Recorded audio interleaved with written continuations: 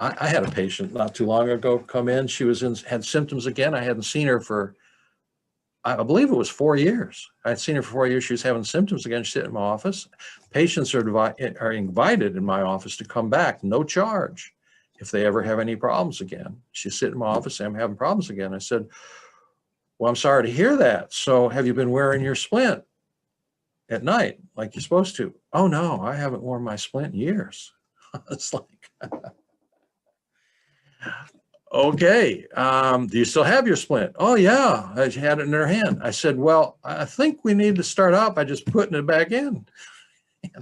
And I followed her along. We got it back in. I gave her the protocol. We actually started out 24/7 for a while. Then we went back to nighttime only and solved the problem.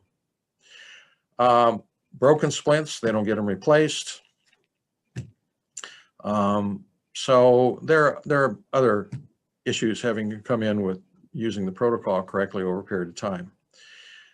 So I think I made that point clear and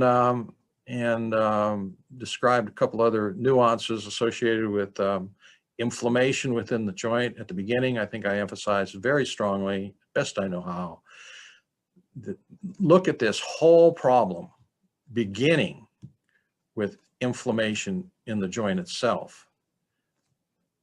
Address that inflammation from the point of view of how anatomy works, physiology works, neuroanatomy, takes that inflammation, sends signals throughout the body to decrease or mitigate that inflammation, which explains the different symptoms, and then how to decrease the inflammation. So obviously, there are other ways to decrease inflammation. Some of them are not really good, like steroids long-term. That'll do it.